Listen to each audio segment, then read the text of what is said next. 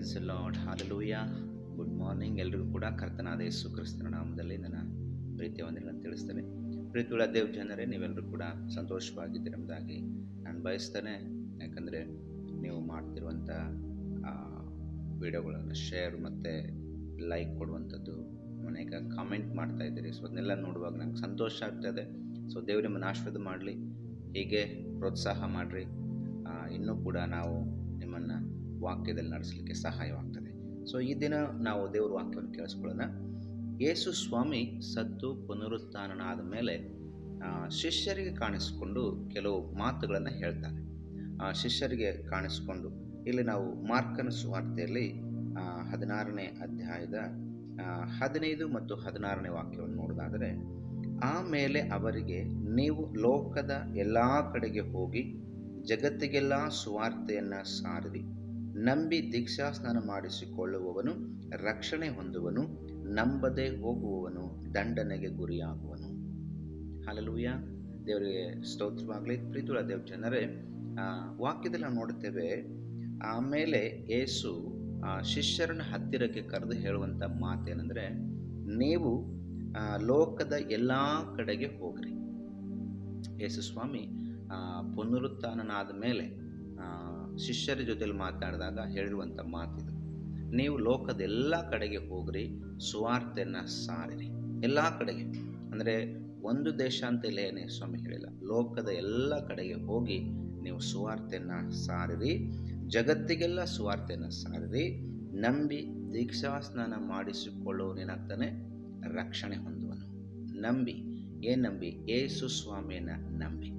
ಯೇಸು ಸ್ವಾಮಿ ಮೇಲೆ ನಂಬಿಕೆ ಇಡುವಾಗ ಏನಾಗ್ತದೆ? ನಮಗೆ ರಕ್ಷಣೆ ಸಿಗ್ತದೆ. ರಕ್ಷಣೆ ಸಿಗ್ತದೆ. ನಂಬದೆ ಹೋಗೋನು ಅವನೇನಾಗ್ತಾನೆ?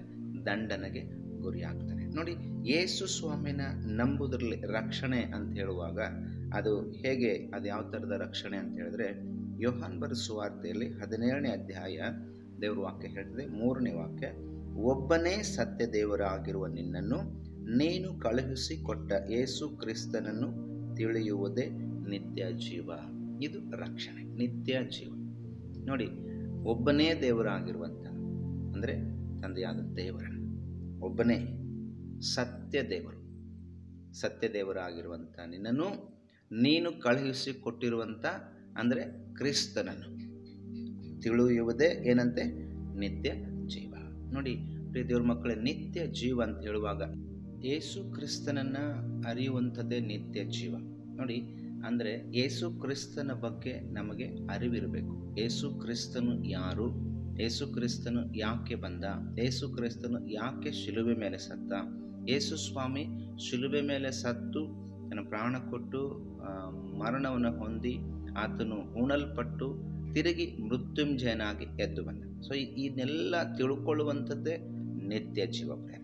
ನಾವು ಆತನ ಕುರಿತಾಗಿ ಅರಿವಿನ ಹೊಂದಿದವರಾಗಿ, ಆತನ ಕುರಿತಾಗಿ ನಾವು ತಿಳುವಳಿಕೆಯನ್ನು ಹೊಂದಿದಾಗ ನಮಗೆ ನಿತ್ಯ ಜೀವ ಎನ್ನುವಂಥದ್ದು ಸಿಗ್ತದೆ. ಅದಕ್ಕೆ ಯೇಸು ಸ್ವಾಮಿ ಶಿಷ್ಯರಿಗೆ ಹೇಳಿ ಕಳಿಸುವಂಥದ್ದೇನೆಂದರೆ, ನೀವು ಜಗತ್ತಿಗೆಲ್ಲ ಹೋಗಿ ಸುವಾರ್ತೆಯನ್ನು ಸಾರಿರಿ. ಜಗತ್ತಿಗೆಲ್ಲ ಸುವಾರ್ತೆಯನ್ನು ಸಾರುವಾಗ ಯಾರ್ಯಾರು ಯೇಸು ಕ್ರಿಸ್ತನ ಮೇಲೆ ನಂಬಿಕೆ ಇಡ್ತಾರೋ ಅವರಿಗೆ ನಿತ್ಯ ಜೀವ. ಯಾರ್ಯಾರು ನಂಬ್ತಾರಲ್ವ ಅವರಿಗೆ ನಿತ್ಯ ಜೀವ ಆಗ್ತದೆ, ಅವರು ಮೋಕ್ಷ ಸೇರ್ತಾರೆ. ನಂಬದೇ ಇರೋವ್ರಿಗೆ ಏನಾಗ್ತದೆ? ದಂಡನೆ. ಏನದು ದಂಡನೆ? ನರಕ. ನೋಡಿ, ಯೇಸು ಸ್ವಾಮಿನೇ ಯಾರ್ಯಾರು ನಂಬಲಿಲ್ವೋ ಅವ್ರು ಯಾರೇ ಆಗಿರಲಿ, ಅವರೆಂಥ ಶ್ರೀಮಂತರೇ ಆಗಿರಲಿ, ಅವರೆಷ್ಟೇ ಜ್ಞಾನಿ ಆಗಿರಲಿ, ಅವರು ಎಷ್ಟೇ ಐಶ್ವರ್ಯವಂತರಾಗಿರಲಿ, ಅವರಿಗೆ ದಂಡನೆ ಎನ್ನುವಂಥದ್ದು ಅದನ್ನು ಯಾರೂ ಕೂಡ ತಪ್ಪಿಸೋಕ್ಕಾಗೋದಿಲ್ಲ. ಹಲ್ಲೆಲೂಯಾ. ಯಾಕೆಂದರೆ ಅವರು ಯೇಸು ಸ್ವಾಮಿಯನ್ನು ಅರ್ಥಕೊಳ್ಳಲಿಲ್ಲ, ಅವರು ಯೇಸು ಸ್ವಾಮಿ ಮೇಲೆ ನಂಬಿಕೆ ಇಡಲಿಲ್ಲ, ಅವರು ಮರಣಕ್ಕೆ ಪಾತ್ರರಾದರು. ಅವರಿಗೆ ದಂಡನೆ ಎನ್ನುವಂಥದ್ದು ಅದು ಯಾರೂ ಕೂಡ ತಪ್ಪಿಸದೇ ಇರುವಂಥ ಒಂದು ಕಾರ್ಯ ಆಗಿರ್ತದೆ.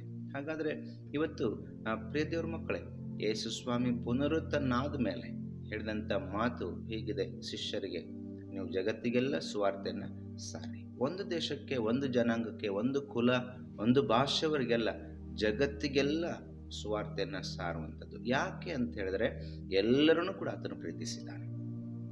ಮನುಷ್ಯ ಅವರಿಗೆ ಬೇಕಾದವ್ರನ್ನ, ಇಷ್ಟ ಆದವ್ರನ್ನ ಪ್ರೀತಿಸ್ತಾನೆ, ಆದರೆ ದೇವರು ಎಲ್ಲರನ್ನೂ ಕೂಡ ಪ್ರೀತಿಸಿದ್ದಾನೆ. ಯಾಕೆಂದರೆ ಎಲ್ಲರನ್ನೂ ಕೂಡ ಉಂಟು ಮಾಡಿದವನು ಆತನೇ. ಸೊ ಆದ್ದರಿಂದ ಯೇಸು ಸ್ವಾಮಿ ಜಗತ್ತಿಗೆಲ್ಲ ಸುವಾರ್ತೆಯನ್ನು ಕಳಿಸಿಕೊಟ್ಟಿರುವುದು, ಅದರ ಕಾರ್ಯದಂತೆಯೇ ಆತನ ಶಿಷ್ಯರೆಲ್ಲರೂ ಕೂಡ ಚದರಿ ಹೋಗಿ ಪ್ರಪಂಚದಾದ್ಯಂತ ಎಲ್ಲ ದೇಶಗಳಿಗೆ ಹೋಗಿ ಸುವಾರ್ತೆಯನ್ನು ಸಾರಿ ಆತನ ಕುರಿತಾಗಿ ಅನೇಕರಿಗೆ ತಿಳಿಸಿ ದೀಕ್ಷಾಸ್ನಾನವನ್ನು ಮಾಡಿಸಿರುವುದನ್ನು ಕೂಡ ನಾವು ನೋಡಿದ್ದೇವೆ. ಹಾಗಾದರೆ ಈ ದಿನಗಳಲ್ಲೂ ಕೂಡ ಇಲ್ಲಿವರೆಗೂ ಯೇಸು ಸ್ವಾಮಿ ಈಗಾಗಲೇ ಭೂಮಿ ಮೇಲೆ ಬಂದು ಹೋಗಿರುವಂಥದ್ದು 2020 ವರ್ಷಗಳಾಯಿತು, 2024 ವರ್ಷ. ಸೊ ಇಲ್ಲಿವರೆಗೂ ಕರ್ತನ ಆ ಕೆಲಸ ನಡೀತಾನೇ ಇದೆ. ಅನೇಕ ಶಿಷ್ಯರುಗಳು ಎದ್ದೇಳ್ತಾ ಇದ್ದಾರೆ, ಅನೇಕ ಸೇವಕರುಗಳು ಸುವಾರ್ತೆಯನ್ನು ಸಾರ್ತಾ ಇದ್ದಾರೆ, ದೇವರ ಕಡೆಗೆ ಅನೇಕ ಜನ ತಿರುಗ್ತಾ ಇದ್ದಾರೆ, ಅವರೆಲ್ಲರೂ ಕೂಡ ದೀಕ್ಷಾಸ್ನಾನ ಹೊಂದ್ತಾ ಇದ್ದಾರೆ. ಅದು ಇವತ್ತಿಗೂ ಕೂಡ ಆ ಕೆಲಸ ನಿರತರಾಗಿದ್ದಾರೆ. ಸೊ ದೇವರಿಗೆ ಸ್ತೋತ್ರ.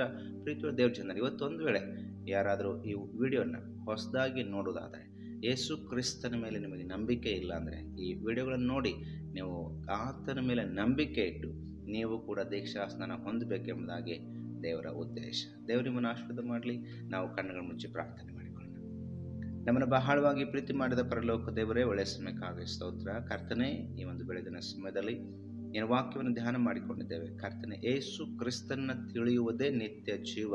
ಹೌದು, ಲೋಕಕ್ಕೆ ದೇವರೇ ನೀನು ಸುವಾರ್ತೆಯನ್ನು ಕಳಿಸಿಕೊಟ್ಟಿದ್ದಕ್ಕಾಗಿ ಸ್ತೋತ್ರ. ಅಪ್ಪ, ನಿನ್ನ ಶಿಷ್ಯರು ಅನೇಕ ಪ್ರಪಂಚದಾದ್ಯಂತ ಎಲ್ಲ ಕಡೆಗೆ ಹೋಗಿ ಸುವಾರ್ತೆಯನ್ನು ಸಾರು ಕೃಪೆ ಕೊಟ್ಟಿದ್ದಕ್ಕಾಗಿ ಸ್ತೋತ್ರ. ಈ ದಿನ ಈ ವಾಕ್ಯವನ್ನು ಕೇಳಿಸಿಕೊಂಡಂಥ ಪ್ರತಿಯೊಬ್ಬರನ್ನು ಕೂಡ ಆಶೀರ್ವದಿಸು, ನಿತ್ಯ ಜೀವಕ್ಕೆ ಅವರನ್ನು ಸೇರಿಸು ಎಂಬುದಾಗಿ ಯೇಸುವಿನ ನಾಮದಲ್ಲಿ ಬೇಡಿಕೊಳ್ತೇವೆ ನಮ್ಮ ತಂದೆ, ಆಮೇನ್.